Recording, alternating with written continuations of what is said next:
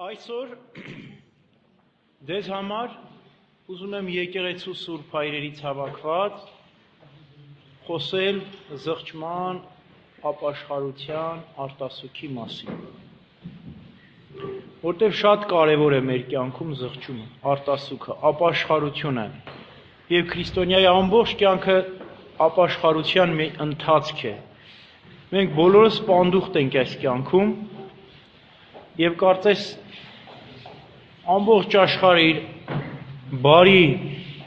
լավ եւ վատ օրերով, դժվար, նեղ օրերով եւ լայն ու ուրախ օրերով հանդերձ ոնց որ երազ լինի, ժողովուրդ ջան, մենք ոնց որ երազի մեջ լինենք։ Եվ շատ անգամ մարդուն որ ասում ես հավատում ես հավիտենական կյանքին, ասում է ինչ հավիտենական կյանք, ինչ բան։ Իրականում մենք երազի մեջ ենք հիմա, կատարյալ իրականությունը, հանդերձյալ հավիտենականությունն է։ Ուրեմն ինչ է զղջումը։ Սուրբ Գրիգոր Տաթևացին ասում է, որ Քրիստոս մշտապես մեր սրտի դռները բախում է եւ այցելում է մեզ։ Կա որը կամավորապես է այցելում, ինչպես Սուրբ Հովանես Մկրտչին, ինչպես Սուրբ Աստվածածնին, ինչպես մեծագույն սուրբերին, որոնք ընտրյալ անոթներ էին Աստծո, ովքեր նախքան հավիտյանը պատրաստված էին, ինչպես Պողոս առաքյալն է ասում, աշխարհի լինելուց առաջ իսկ Աստված պատրաստեց իր առաքյալներին։ Բայց կա որ թախանձանքով, պաղատանքով խնդրում են, որ Քրիստոս իրենց այցելի։ Եվ Տերը լսում է բոլոր աղոթքները եւ պատասխանում է։ Եվ ուզում է գալ եւ բնակվել մեր մեջ, որտեւ Աստված անսահման հավիտենական երանությունն է, ուրախությունն ու երջանկությունը, եւ այնքան անսկիզբ ու անվախճան է աստվածային ուրախությունը, որ ամբողջ տիեզերքը լցվում է եւ ավելանում է Աստծո սիրով եւ աստվածային կենարար աղբյուրը երբեք չի պակասում։ Ահա այս Քրիստոս կենարար ջրի աղբյուրը մշտապես մեր դռներում, մեր սրտերում բախում է,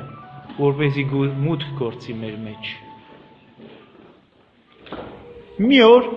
Սիմոն անունով մի մարդ փարիսեցի Քրիստոսին իր տուն հրավիրեց։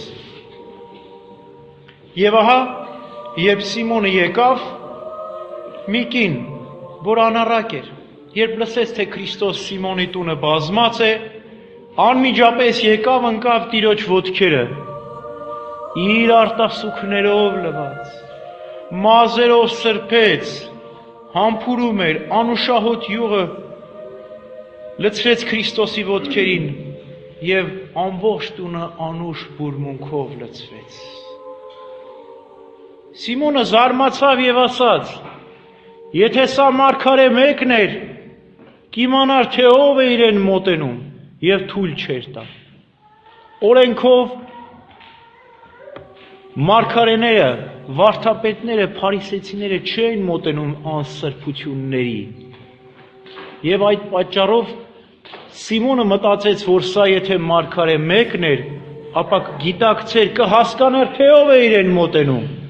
բայց չէր հասկանում, որ Քրիստոս հենց դրա համար է եկել, մեղավորների զղջման ու արտասուքների համար է եկել, մեզ մաքրելու համար է եկել։ Եվ ահա 3 ընծա մածուցեց անառակ կինը Տիրոջը, խորը զղջում, ցավ ու ափսոսանք իր գործած մեղքերի համար, որը վկայում են նրա արտասուքները, խոստովանեց իր մեղքերը, ոչ թե բերանով, այլ իր արտասուքներով, իր նվիրումով, իր փափագով խոստովանեց, իր մազերով սրբեց Տիրոջ ոտքերը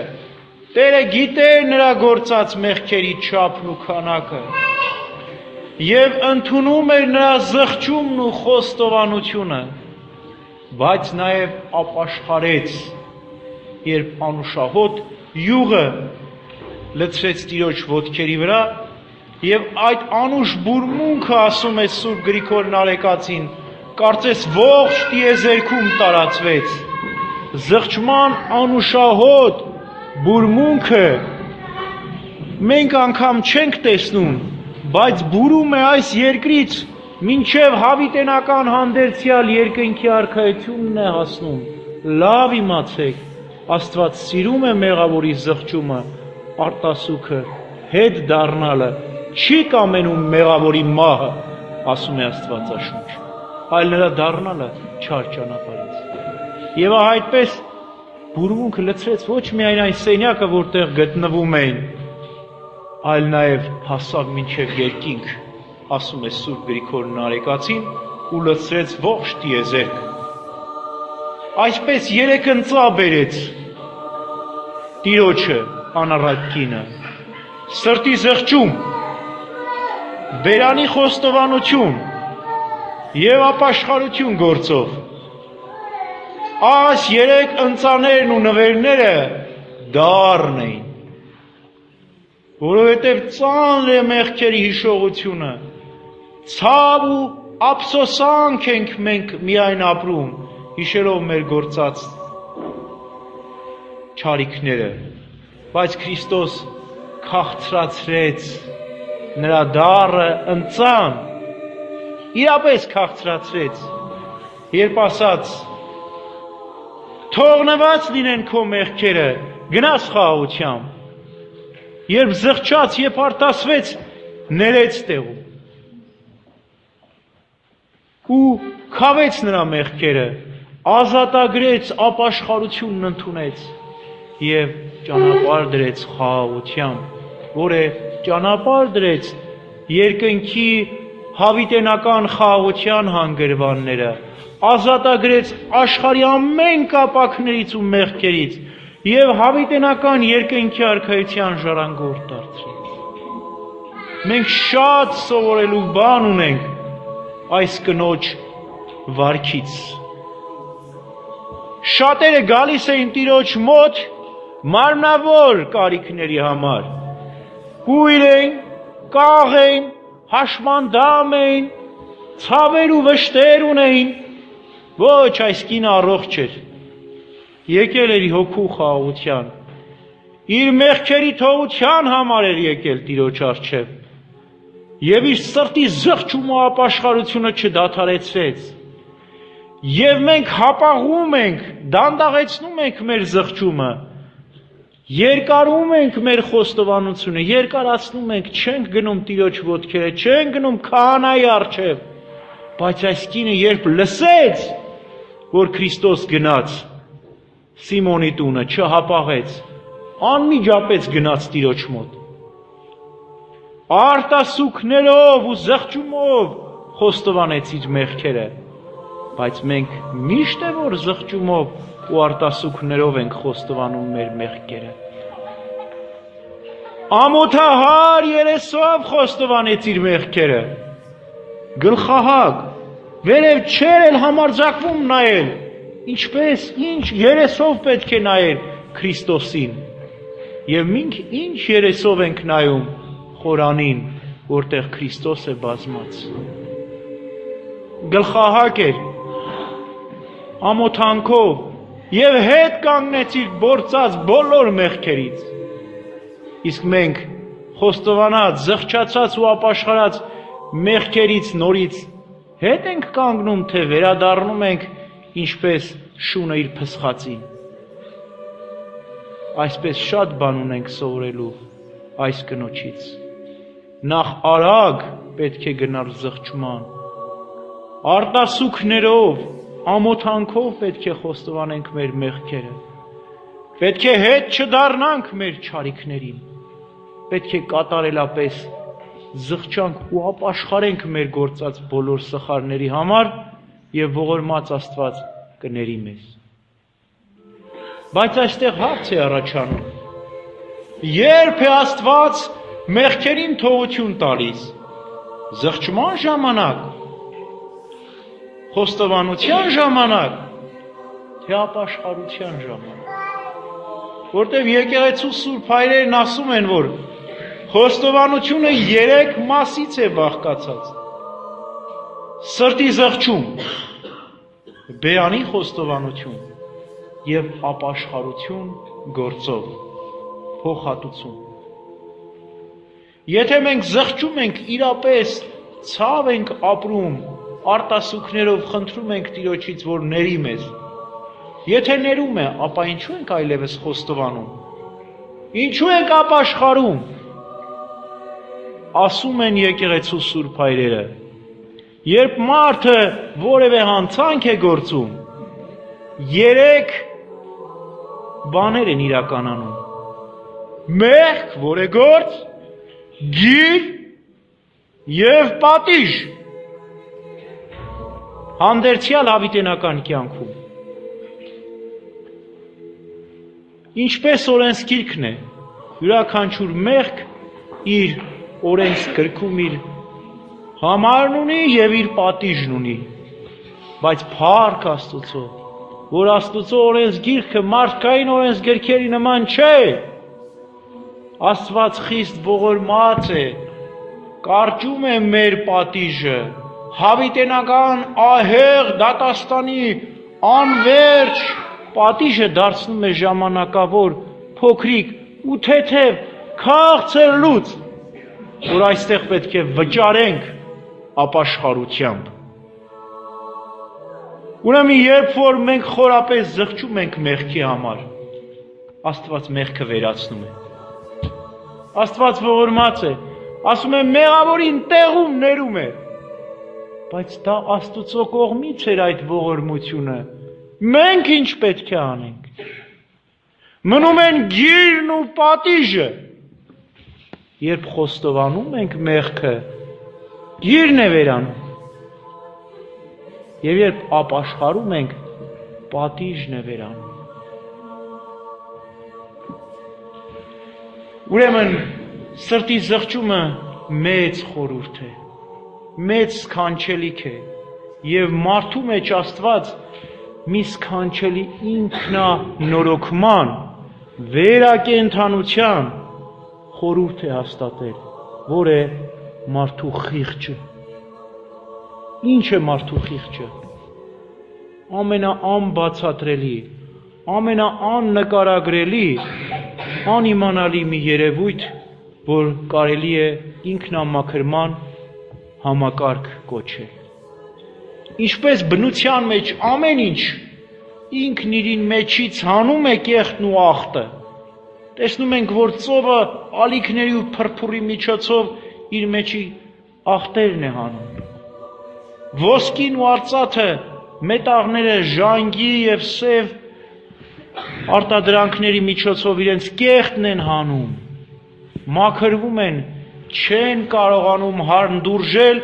իրենց միջի աղտոտությունը։ Այդպես էլ մենք պետք է չսիրենք մեղքը,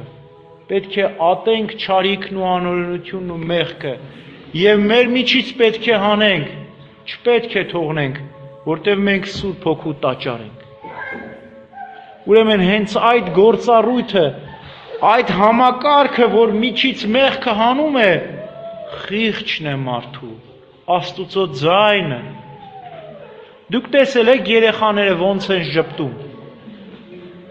Ինչու են ժպտում ձեր կարծիքով։ Անհոգ և ուրախ են։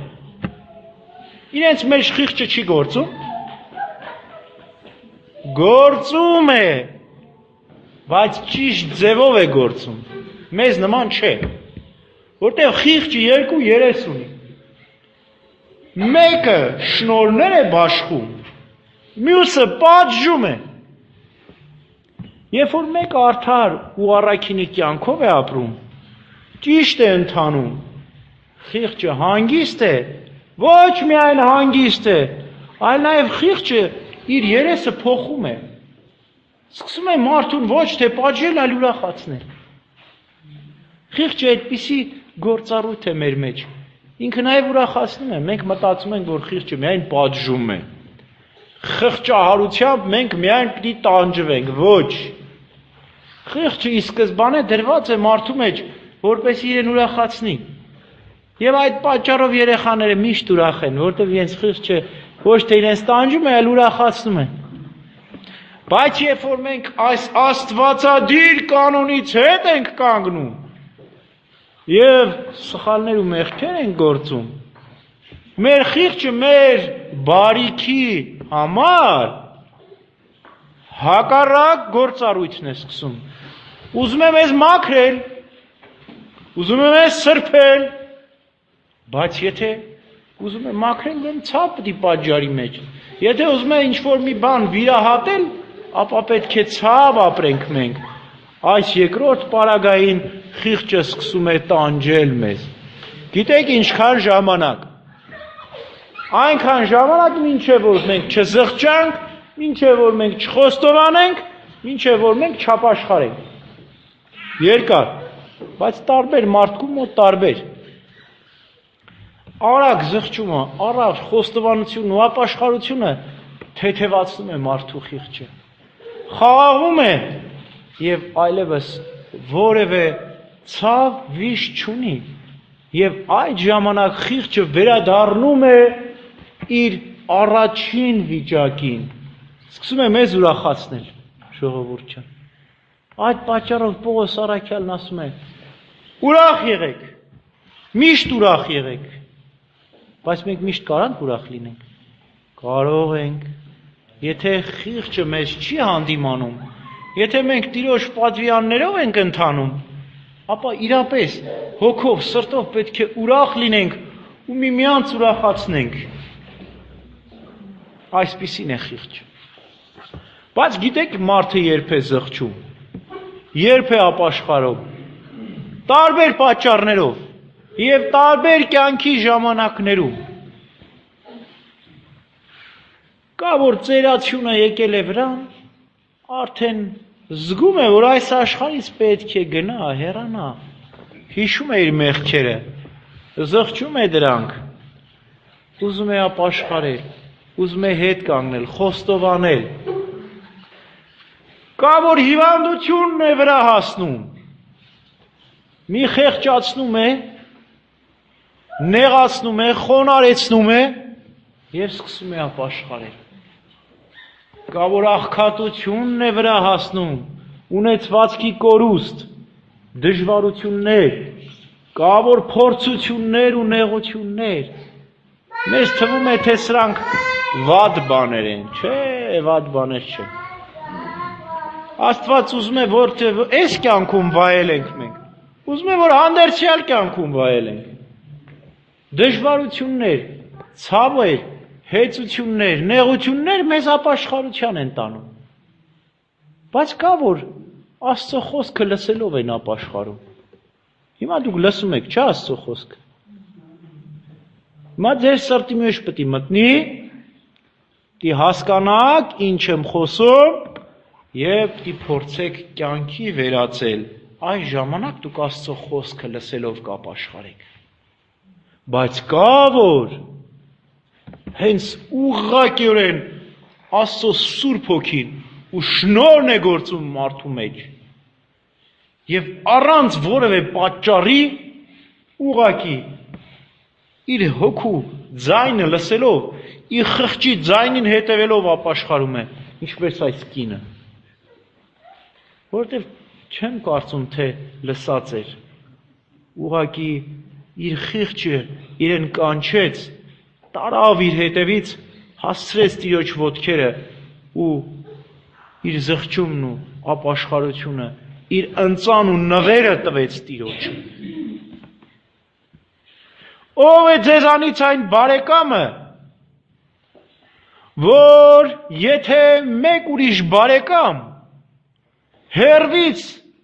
ճանապարհից գա եւ ասի հաց տուրից,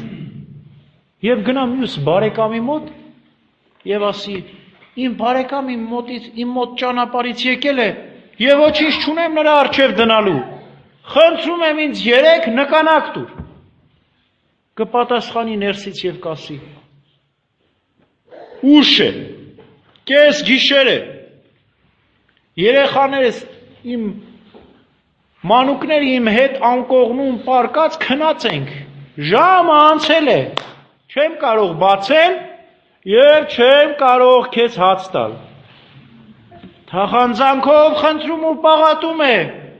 չունեմ ոչինչ դնելու, բաց արա։ Բնականաբար բացում է եւ տալիս է ինչ որ խնդրում էր։ Եվ Տերն էլ ասում է. խնդրեցեք եւ կտրվի, բախեցեք եւ կբացվի, հայցեցեք եւ կգտնեք։ Ով է մեր բարեկամը։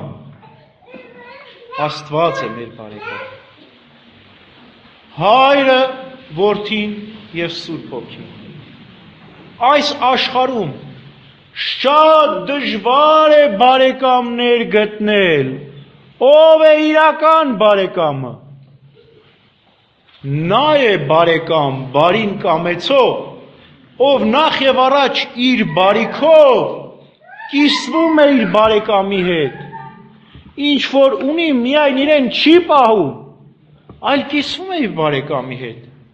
Այդպես էլ մեր ճշմարիտ եւ առաջին բարեկամը Աստված է։ Աստված ունի ամեն ինչ,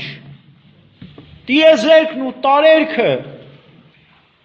ինչ որ տեսնում ենք եւ ինչ որ չենք տեսնում, անյութ հրեղեն երկինքները Քրիստոսին են պատկանում։ Եվ այս բարեկամը իր մեծ հարստությամբ կիսվեց մեզ հետ, ժողովուրդ ջան, չէր կարող իրեն պահել։ Երկինքը տվեց իբրև առաստաղ։ Ավելի գեղեցիկ առաստաղ դուք տեսել եք, քան երկինքը։ Ինչքան գեղեցիկ է գիշերով, աստղերով, լուսինով, արեգակով, հատակը, ինչքան սիրուն է, չէ՞։ Խոտերով, ծաղիկներով, պատերը, ծառերով ու թռչուններով, երկինքն ու երկիրը լի է Աստծո շնորհով, այս քանչելիքը, այս անսահման բարությունը Աստված մեզ տվեց եւ խոստացավ հանդերձյալ հավիտենական կյանքն էլ տալ, որ այս աշխարհի ամենամեծ բարիքը ոչինչ է հանդերձյալ հավիտենական կյանքի ուրախության ու երջանկության հետ։ Որտեղ ինչ որ մարդու աչքը չտեսավ, ինչ որ մարդու ականջը չլսեց, ինչ որ մարդու սիրտը չճանաչեց, Աստված պատրաստեց իր սիրելիների համար։ Ուրեմն մեր առաջին այս բարեկամ Աստված մեզ հետ կիսվեց ամեն ինչով։ Նա է ճշմարիտ բարեկամը, ով երբ որ իր բարեկամը նեղության մեջ է, հասնում է եւ օգնում։ Ուրեմն Քրիստոս մեր բարեկամն է, երբ որ մենք մեղքերի ու նեղությունների մեջ ընկանք, երբ որ մենք անդառնալի կորստյան մատնվեցինք, Քրիստոս եկավ, մեզ համար խաչվեց, ինքն իրեն զոհաբերեց։ Նա է մեր ճշմարիտ բարեկամը։ Եվ գիտեք, երբ որ այսքան բարիքներ գործում է բարեկամը, այնքան ուրախանում է իր զավակների համար։ Այդ տեսնում եք, խիղճը իրան ուրախացնում է։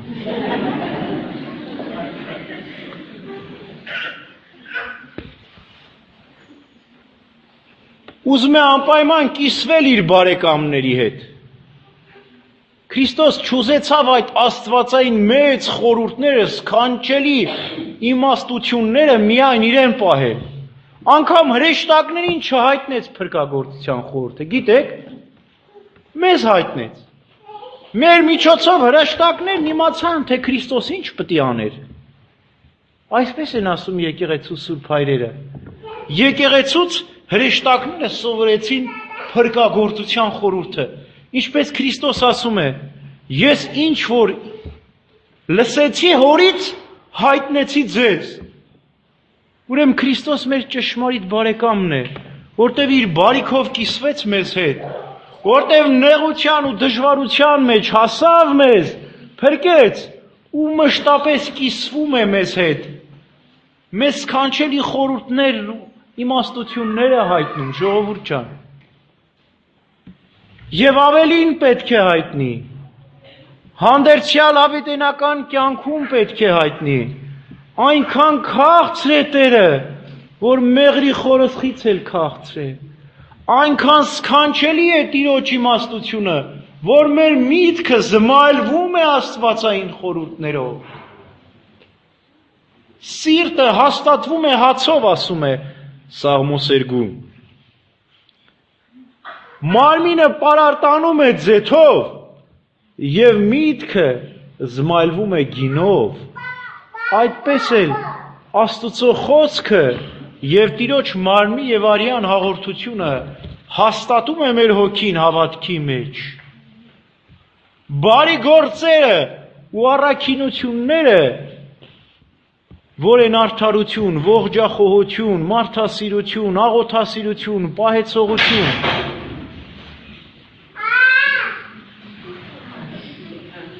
պարարտացնում են մեր հոգին,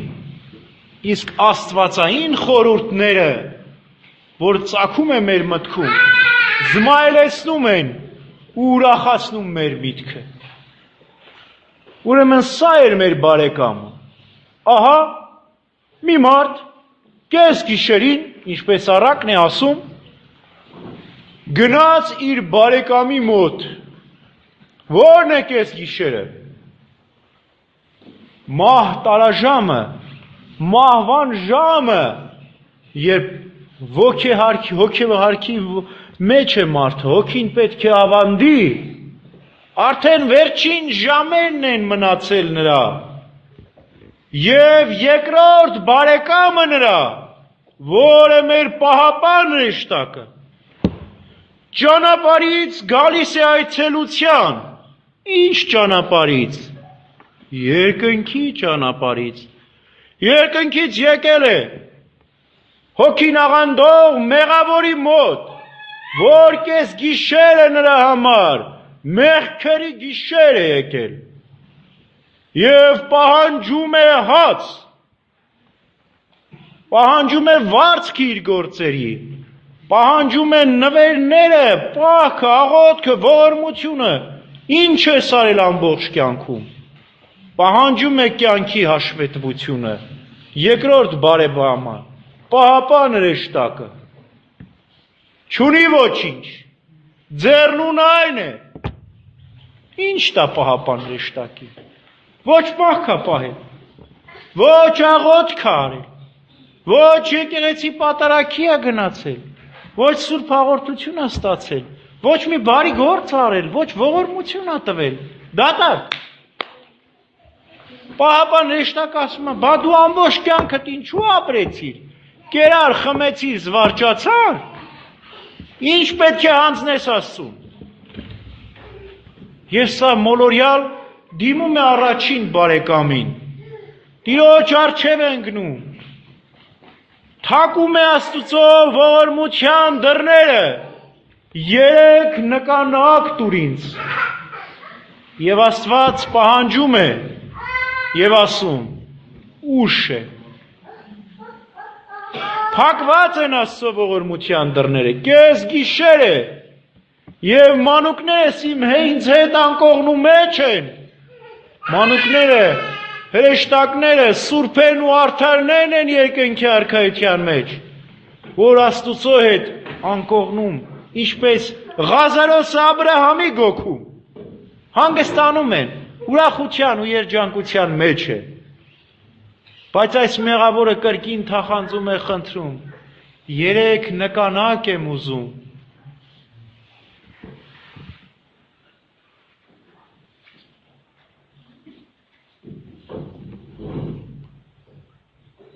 ինչ էր այդ երեք նկանակը, դավանությունը, ժամանակ չունեմ ասեց ապաշխարելու, Չեմ կարող ողորմություն տալ։ Աղոթել էլ չեմ կարող։ Ուժ չկա, սպառված եմ։ Բայց միայն դավանում եմ քեզ, Հայր, Որդի եւ Սուրբ Հոգի։ Բայց սա կարող էր խնդրել եւ ողորմած Աստված ներեց նրան։ Բացեց ողորմություն։ Դռները եւ տվեց 3 նկանակը։ Մեղքերին էլ թողություն տվեց։ Եվ պաղատանքն ու աղոթքը լսեց ու բացեց հավիտենական երկնքի արքայության դուռը ու մցրեց։ Ով է ձեզանից այն ծնողը, որ եթե իր զավակը հաց ուզի, միթե քար կտա նրան,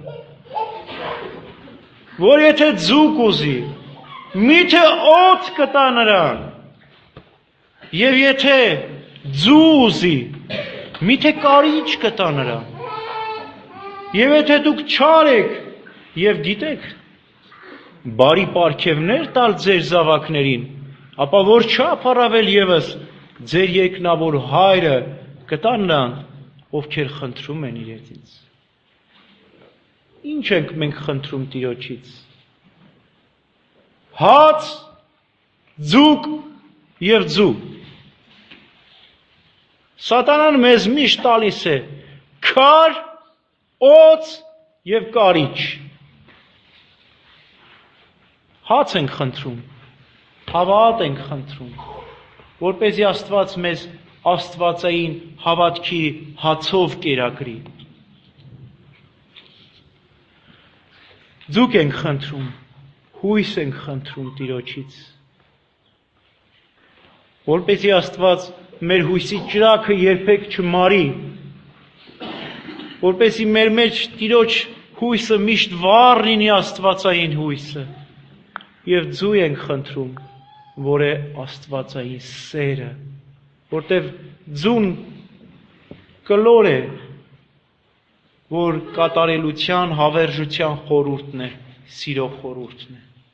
Ուրեմն մենք Տիրոջից խնդրում ենք հավատք, հույս եւ սեր։ Չարը մեզ տալիս է անհավատություն, հուսահատություն եւ ատելություն։ Աստված մեզանից միշտ հեռացնում է անհավատությունը, հուսահատությունը ու ատելությունը,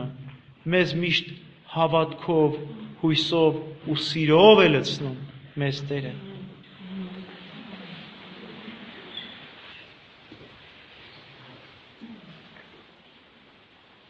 Այս կյանքում 3 աստվածային շնորհներն են սրանք՝ հավատք,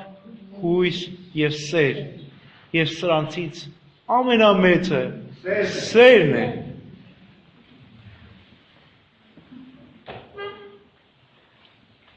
Սուրբ Գրիգոր Տաթևացին ասում է, որ այս աշխարհում այս 3 աստվածային առաքինություններն են մեր սրտում հաստատվում։ Հավատքը, ասում է, տեսանելի բաների հանդեպ չէ, այլ անտեսանելի,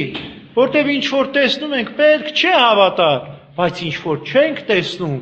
հոգու, սրտի աչքերով ենք տեսնում եւ հավատում ենք, որ կա Աստված, որ Աստված ամեն ինչ ստեղծել է ոչնչից։ Եվ եթե Աստված բարի ու բարեգութ է, ողորմած ու գթառատ, ապա հույս ունենք, որ մեզ էլ կողորմի։ Հավատքից ծնվում է հույսը։ Եվ եթե այսքան ողորմած, գթառատ ու ամենակալ է, ապա նաև մեզ սիրում է։ Ուրեմն մենք էլ ենք սիրում Տիրոջը։ Հույսից էլ ծնվում է սերը։ Երբ մարդը մահանում է այս աշխարհից գնում է, հավատը դադարում է, գիտեք, ինչ որ նախկինում հոգու աչքերով էր տեսնում, մահվանից հետո այլ իրական է տեսնում, մարմինը չկա, ամեն ինչ տեսնում է, ինչ որ նախորոք հավատացել էր, տեսնում է արդարների հանգիստը երկնքի արքայության մեջ, տեսնում է մեղավորների պատիժը հավիտենական տանջանքներում, բայց մնում են հույսն ու Սերը։ Հավատքը դադարում է, բայց դեռևս երկնքի արքայության մեջ չէ ինքը, մինչև Տիրոջ երկրորդ գալուստը։ Հույս ունի, որ Աստված իր կատարած բարի գործերի հանդեպ կփոխհատուցին են։ Դեռևս հույսը չի մարում։ Մինչև Տիրոջ երկրորդ գալուստը։ Հավատքը վերացավ, մնացին հույսն ու սերը։ Եվ Տիրոջ երկրորդ գալուստից հետո, երբ մեռելները հարություն կառնեն, եւ յուրաքանչյուր մարդ իր գործած բոլոր գործերի համար պատասխան կտա, այն ժամանակ ինչ հույս եւ ակնկալություն ունեն արդարները Աստուծո հանդեպ կստանան հանդերձյալ հավիտենական կյանքում, հույսն էլ կդադարի եւ կմնա սերը։ Հավատ, հույս եւ սեր, եւ սրանցից ամենամեծը սերն է։ Աստվածային սերը սքանչելի հատկություններ ունի։ Երբ Տիրոջը սիրում է մեկը, ապա երբեք չի մոռանում։ Այս աշխարհում ինչքան է սեր ուզում է լինի, մի պահ գալիս է, որ մոռանում են միմյանց։ Աստվածային սերը երբեք չի փոխվում։ Այս աշխարհում ինչ սեր էլ ուզում է լինի, մի ժամանակ վերածվում է ատելության։ Եթե Աստուծո հիմքի վրա չի դրված։ Աստվածային սերը անբաժանելիորեն է միավորում։ Երբ մեկը Տիրոջը սիրում է, ապա անբաժանելիորեն միավորվում է Քրիստոսի հետ, ինչպես Տերն էր ասում. ես ձեր մեջ, դուք իմ մեջ, քրիստոնյա, որ նշանակում է Քրիստոս իննա, Քրիստոս նրա մեջ է, Քրիստոսինն է նա, եւ այսպես միավորվում է Տիրոջ հետ եւ մեկ դառնում։ Աստվածային սերը տալիս է քաջություն, որտեւ ով Տիրոջը սիրում է ու երկյուղ է կրում, ոչինչից չի վախենում, ինչպես Հովհաննես Ավետարանիչն էր ասում, Աստվածային սերը վանում է երկյուղը, ում մեջ Աստծո սեր կա, երկյուղ չկա։ Եվ Աստվածային սերը սրտերն է փոխում, որտեղ սուրբերը ու նահատակները իրապես սիրում էին Քրիստոսին, պատրաստ էին Տիրոջ համար նահատակվելու ոչ մեկ, այլ 1001 անգամ։ Երբ իրենց չարչարում էին, երբ տանջում էին, գլխատում էին, այրում էին, անդամները, ձեռքերն ու ոտքերն էին կտրում, իրենք իրենց չարչարանքները չէին զգում։ Բայց ինչ էին զգում։ Քրիստոսի չարչարանքներն էին զգում։ Ասում են մեզ գլխատեք, բայց Քրիստոսի գլխին փշեպսակ մի դրեք։ Ասում են մեզ ձեռներն ու ոտքերը կտրեք, բայց Տիրոջը մի գամեք մեխերով։ Այս են զգում սուրբերը։ Ուզում են իրենք չարչարվել, բայց իրենց մեղքերի համար Քրիստոս նորից չչարչարվեր։ Որտև իրենց սիրտը հանձնել էին Տիրոջը, եւ Քրիստոսի սիրտն էին իրենց վերցրել։ Եվ այլևս ոչ թե իրենց սիրտն էր մորմոքում, որտև իրենց սրտի մեջ Քրիստոսի սիրտն էր բաբախում։ Եվ Տիրոջ չարչարանքներն էին զգում, եւ ոչ թե իրենց չարչարանքները։ Այսպես է սերը։ Սիրող մարդը ոչ թե իր չարչարանքներն է զգում, այլ սիրելիի չարչարանքներն է զգում։ Ավելի լավ է համարում, որ ինքը չարչարվի, քան թե իր սիրելին։ Այսպես էին սուրբերը, այսպես եւս մենք պետք է լինենք։ Պետք է ամբողջ սրտով, մտքով, հոգով Տիրոջ պատվիրանները պահենք, որ հանկարծ մեր Սխալ վարմունքի համար Քրիստոս չարչարվի ու չխաչվի։ Արյուն թափելու աշճան պետք է պայքարենք մեղքի դեմ, ասում է Պողոս առաքյալը, եւ այն ժամանակ կարդարանանք Տիրոջ առջև։ Աշխարհի սերը բռնությամբ է, ինչպես երկինք նետված քարը։ Աստվածային սերը բնությամբ է, ինչպես սարից նետված քարը, որտև սարի գագաթից գլորված քարը սկզբում շատ դանդաղ է գնում, եւ որքան մոտենում է ստորոտին, այնքան ավելի ուժեղանում է ընթացքը, եւ իր ամենաուժեղ կետին է հասնում հենց ստորոտին։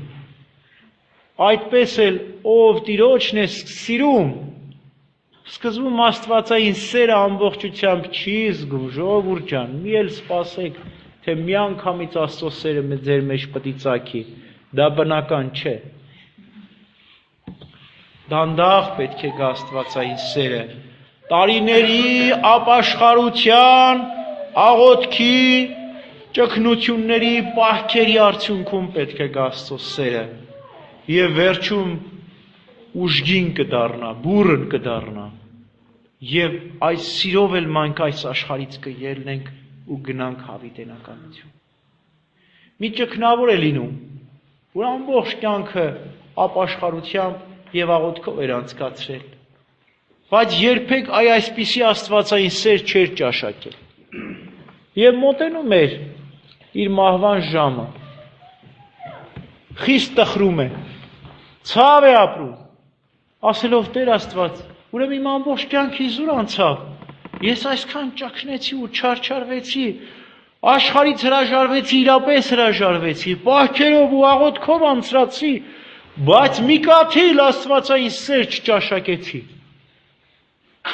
Եվ վեպ հոգին պետք է ավանդեր, Քրիստոս այցելեց իրեն։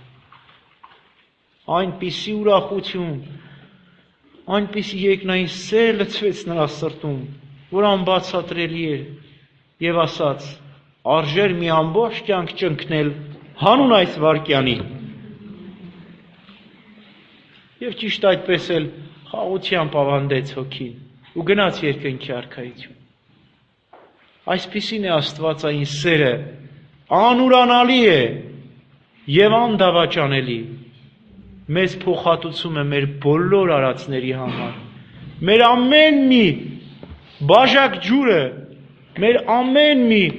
օգնությունը մեզ փոխհատուցելու է երկնքի արքայության մեջ, առավելով է փոխհատուցելու, հավիտենական երկնքի կյանքն է պարգևելու։ Այսպիսին է աստվածային սերը, պահանջում է համբերություն, պահանջում է հարատևություն աղոթքի մեջ, բայց աշխարհի սերը, որին մենք սովոր ենք, այսպիսին չէ, մեզ բռնանում է աշխարհի սերը, ստրկացնում է աշխարհի սերը, աստվածային սերը մեզ ազատագրում է, ինչպես քարը, որ նետում ենք վերև, բռնությամբ է նետվել այդ քարը, եւ արագ է գնում սկզբում, այդպես էլ այս աշխարհի սերն է, սկզբում շատ բուռն է, զգացմունքային, ջերմ, հաճելի է զգայարաններին, աչքերին, ձեռքերին, հոտոտելիքին, ճաշակելիքին, բայց ինչքան գնում է, այնքան դանդաղում է, ի վերջո տախտկանում է, սառչում է ու հանգչում։ Այս է աշխարհի սերը, բռնությամբ է ու ստրկությամբ ու ի վերջո վերանում է ոչնչանում։ Ուրեմն պետք է մենք ընտրենք աստվածային սերը։ Տերը աստվածային սեր է մեզ խոստանում, պարգևում, բայց նաև համբերություն է պահանջում։ Միայն համբերությամբ կփրկեք ձեր հոգիները, ասում է մեր Տերը, եւ ով մինչև վերջ համբերի, նա կփրկվի։ Ամեն։ Հիմա եթե որոշակի լուրջ հարցեր կան իրապես թեմայի շուրջ կամ ընդհանրապես հոգևոր լուրջ հարցեր կան, խնդրեմ տվեք։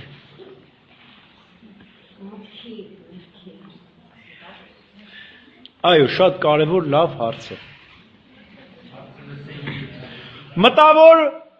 մեղքերի մասին է խոսում, խորհուրդների պայքարի մասին։ Մի հետաքրքիր օրինակ ձեզ բերեմ, որ շատ տպավորիչ օրինակ է եւ դուք կհասկանաք ամեն ինչ։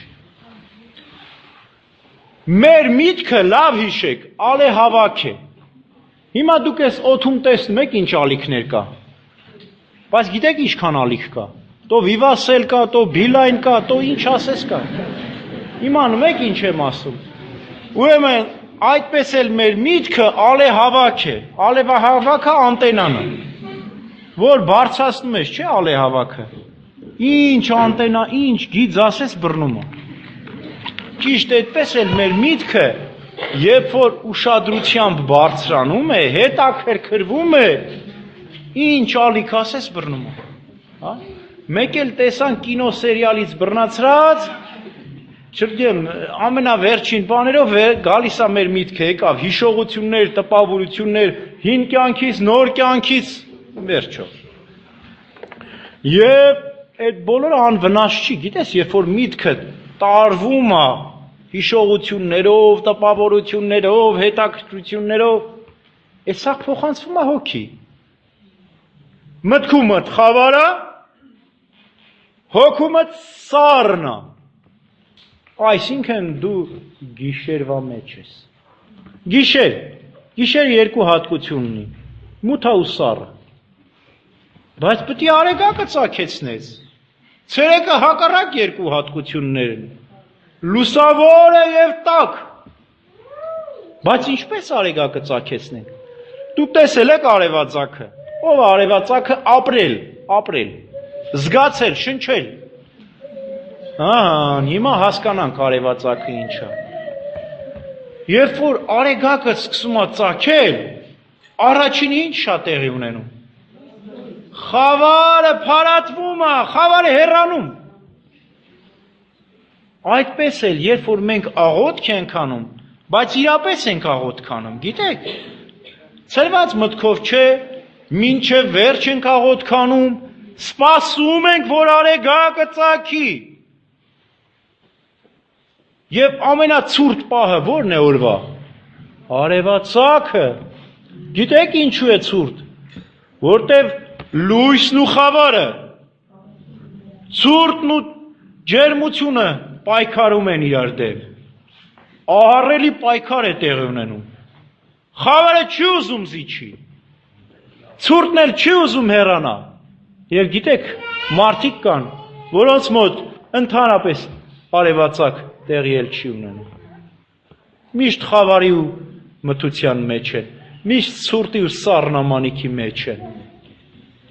Ինչպես Սուրբ Գրիգոր Նարեկացին է ասում. մի թույլ տուր երկնել եւ չծնել։ Երկնում են, բայց չեն ծնում։ Պայքարում են, բայց չեն հաղթանակում։ Աղոթում են, բայց պտուղ չեն քաղում։ Պետք է իրապես աղոթել, հոգով սրտով աղոթել, ամբողջ էությամբ աղոթել, որ քո մարմնի բոլոր մասնիկները այդ աղոթքին մասնակից լինեն։ Մազերով ու եղունգներով պետք է աղոթես, որ քո ամբողջ մարմինը նես փշաքաղվի, որ այդ ժամանակ տեսնամ քո մոտ արևածագ կլինի, թե չի լինի։ Կլինի, իհարկե կլինի։ Երբ արեգակը ծագեց, այսինքն մտքիդ խավարը փարետվեց, սիրտը սկսում է ջերմանալ, քաղցրանում է հոգիդ, տաքանում է եւ ցերեկն է գալիս։ Էդի պատարակից հետո։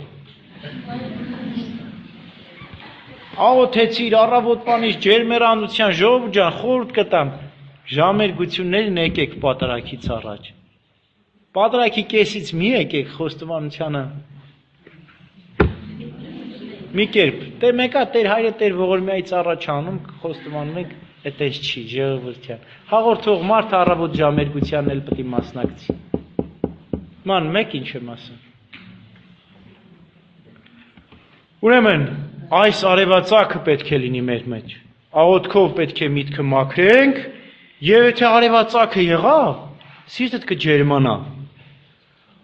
Անպայման յուրաքանչյուր աղոթքի ժամանակ միտքդ հավաքեք, ցրեք, եւ գիտեք, երբ որ այդ արևածագը գալիս է, ինքը լույս է եւ տակ, երկար է մնում այդ ջերմությունը։ Այդ լույսը երկար է մնում, երբ որ իրապես արևածագ է եղել քո մոտ։ Եվ այդ ժամանակ դու ուզում ես, որ այդ ջերմությունը լույսը չհեռանա քեզանից։ Ու աղոթում ես միտքդ միշտ պարզը հոգի ջերմ։ Ու չես թողում, որ գիշերը գա։ Հոգևոր աշխարհում գիշեր չպետք է գա։ Այս աշխարհում գիշեր թող գա։ Հոգևոր աշխարհում միշտ լույս պետք է լինի։ Լավ իմացեք։ Մի թողեք լույսը խավարի ձեր մեջ։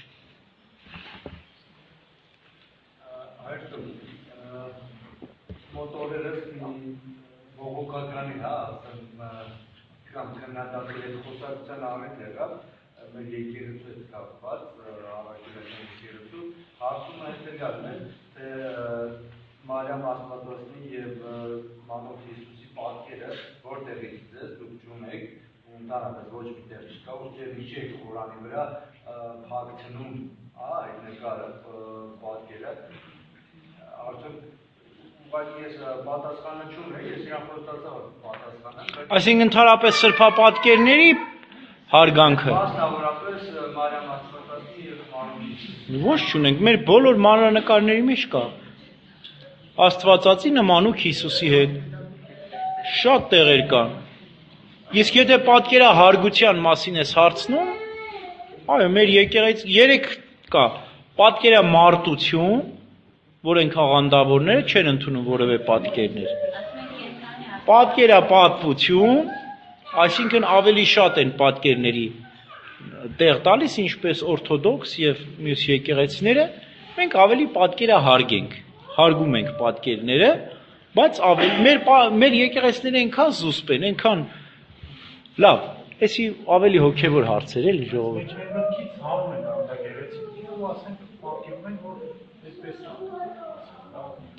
Ուրիշ հարցեր, ժողովուրդ ջան, ես ասեցի, այս թեմը, այս հարցերը ուրիշ տեղ էլ կտակ։ Հոգևոր հարցեր եմ ուզում, աղանդավորներին դնենք մի կողմ, ասա։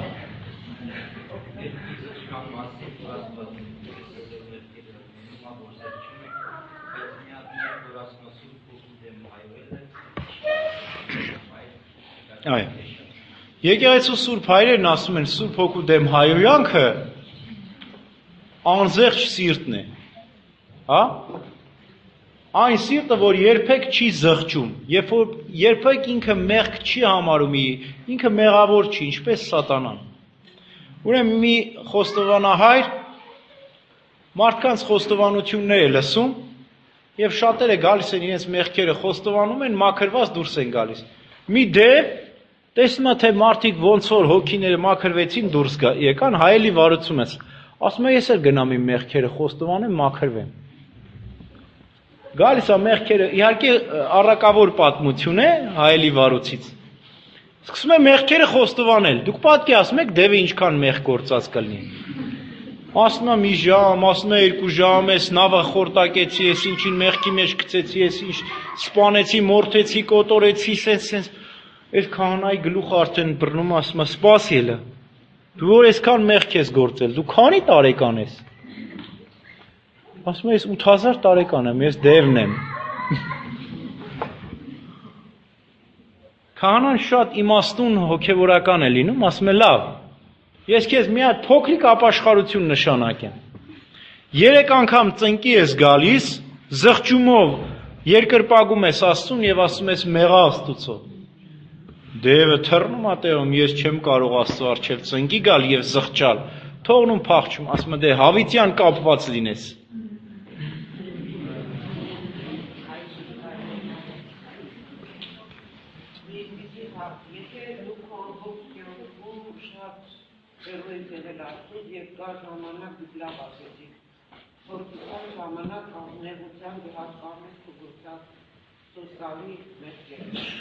Եվ եթե դա հասկանում եք, որ փողոք ինչ ես վասորել, արքո զավակի, և այդ ցավը քո փրկության և քո որդու, ինչպես կարելի է։ Այդ հարցին Սուրբ Գրիգոր Տաթևացին պատասխանում է, Այ ճիշտ այսպիսի մի զգացում է առաջանում մարդկանց մոտ, ճիշտ ասած ես ասեցի այդ պահը, բայց երևի մի քիչ բաց չասեցի, ասեմ ձեզ։ Ինչու ենք խոստովանում մեր մեղքը։ Որտեւ անպայման ուզում ենք, որ զգանք, որ ներվեցինք։ Կարծես մենք գիտենք, որ Աստված մեզ ներել է, բայց մենք մեզ չենք ներել։ Մենք ուզում ենք, որ մենք մեզ ներենք։ Սա շատ ավելի դժվար է, գիտեք։ Երբ որ խոստովանում ենք, մենք մեզ ներում ենք։ Աստված է ներել, մենք էլ հավատում ենք Տիրոջը, որ Տերը ներողամիտ է գթառատ։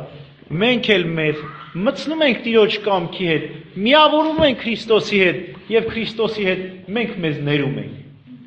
Եվ ներեցեք ապաշխարության մասին, որ Աստվածի ամեն ինչ ուզի։ Մայրը կարող է բացի խոստման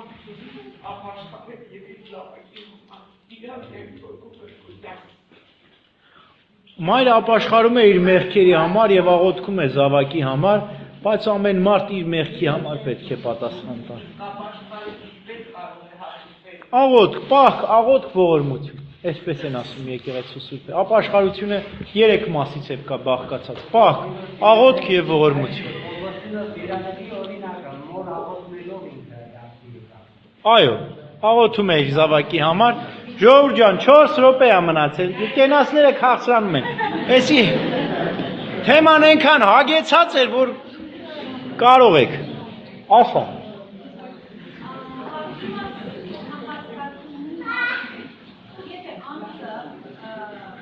Ես քար եմ, չեմ լսում, մի քիչ բարձր խոս։ Արի մոտ արի։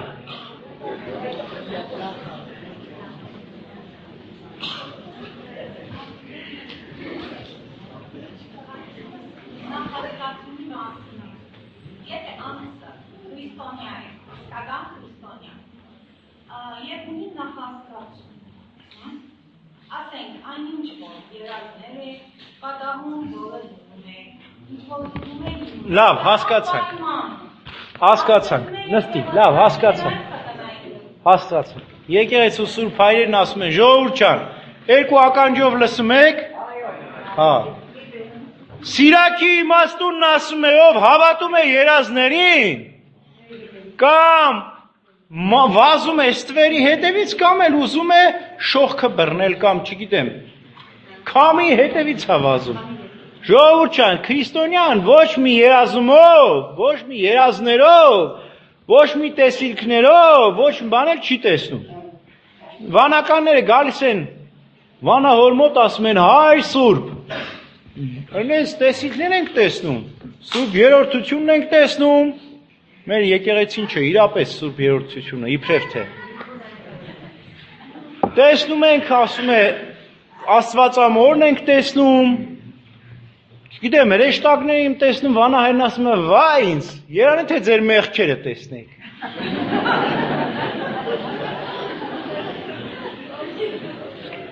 Մարդ իրա մեղքերը մոռացած ընկածա տեսիլքների եւ երազների հետ, այ բալամ։ Այն մարդ որ տեսիլքա տեսնում էլ մեղավոր չի, հրեշտակ է։ Դնում ենք մի կողմ, ոչ մի երազ, մերժում ենք իսպար, ոչ մի տեսալ, կարտնացար, վсё, մոռացի քո քունը, քո երազը։ Ոչ մի բան էլ չի կատարվում, մենք համաձայնեցնում ենք, համապատասխանեցնում ենք, ասում ենք, ես իմ երազն եղավ։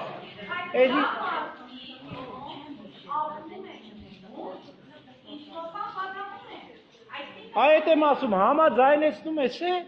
դու հորինում ես, դու համաձայնեցնում ես, ասում ես, վայ, իմ երազը սենց եղավ։ Դու քո երազն ասա, ես ուրիշ ձևով մեկնաբանեմ։ Լավ, կանգնում ենք։